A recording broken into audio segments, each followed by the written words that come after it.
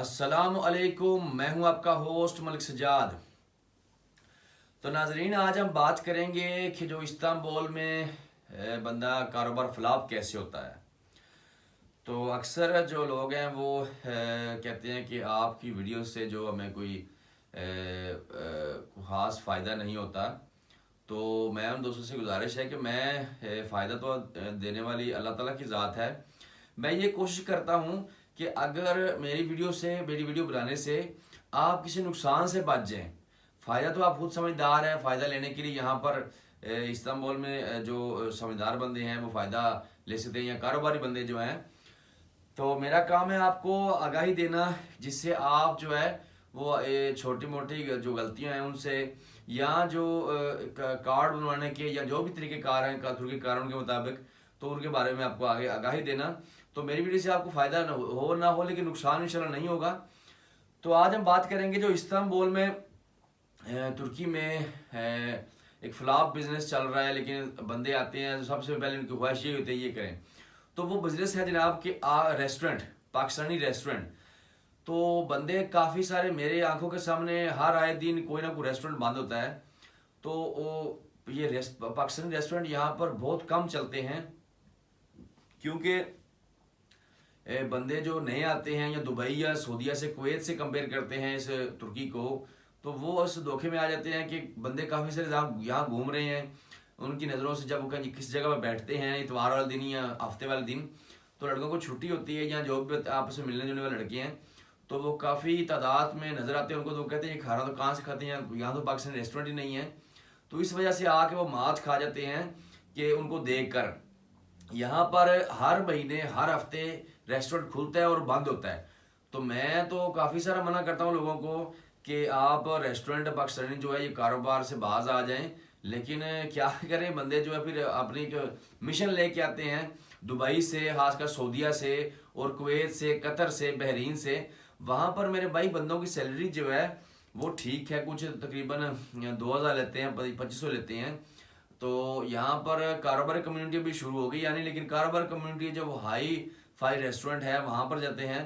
तो ये छोटे मोटे मोहल्लों में 20-25-30 हज़ार लीरे से जो रेस्टोरेंट बनाते हैं, ये नहीं चल सकते। आप नुकसान करते हैं काफ़ी सारे बंदों को। मैंने जिसको भी मना किया उसे फिर ज़रूर बनाया, यानी कि मेरी बात के ऊपर।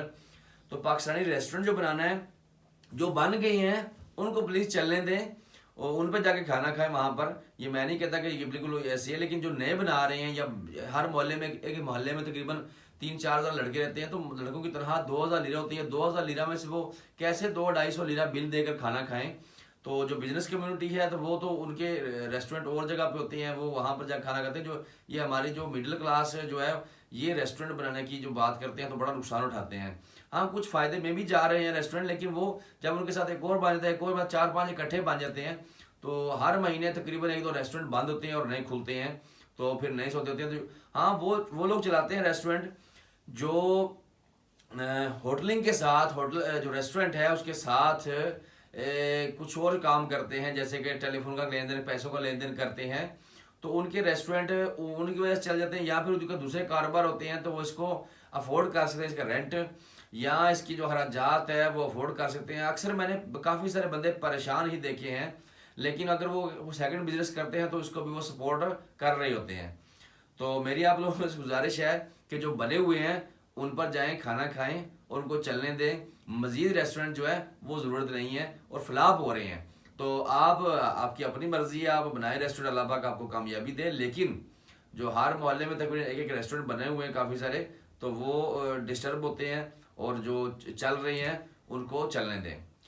तो टेक केयर नाजरीन जी, अल्लाह हाफिज़, अपना ख्याल रखिए। और काफ़ी सारे कारोबार हैं जो इस्तांबुल में आप कर सकते हैं, ज़रूरी नहीं कि रेस्टोरेंट। और रेस्टोरेंट बनाने के जो है तरीक़ाकार वो बहुत मुश्किल है। यहाँ का लाइसेंस लेना, बल्दिया से लाइसेंस लेना, यानी कि काफ़ी सारे इसकी मुश्किलात हैं जो एक फॉरेनर को मिलनी मुश्किल हो गई हैं अभी। तो उसके ऊपर आप वर्क परमिट लेना पड़ता है आपको। पहले आप जाएंगे, उसका कंपनी का जो लाइसेंस है वो लेंगे, फिर वर्क परमिट लेंगे, फिर आपको इजाज़तनामा मिलेगा बल्दिया से। ये तकरीबन 6-7 महीने का प्रोसेस है। तो ये फूड आइटम है ना, ये थोड़ी मुश्किल है। आप कोशिश करें कि कोई और कारोबार, छोटे जो है कारोबार वो कर लें। 25-30 हज़ार लीरे से इम्पोर्ट भी हो जाती है, एक्सपोर्ट भी हो जाती है। तो रेस्टोरेंट का जो है ना अपने जहन से बराए मेहरबानी ये ख्याल निकाल दें, ये फलाप बिजनेस, और इसका प्रोसेस बड़ा मुश्किल है क्योंकि फूड आइटम में आता है, फूड आइटम में छोटी सी भी चीज़ हो गलत हो फाइन हो जाता है, या फिर बंद करके चले जाते हैं। काफ़ी सारे रेस्टोरेंट बल्दिया ने खुद भी बंद किए हुए क्योंकि लाइसेंस नहीं उनके पास। तो नाज़रीन टेक केयर जी, अपना ख्याल रखिए जी। अल्लाह हाफिज़। हमें लाइक करें, सब्सक्राइब करें, शेयर करें और दुआ में याद रखिए। अल्लाह हाफिज़ जी।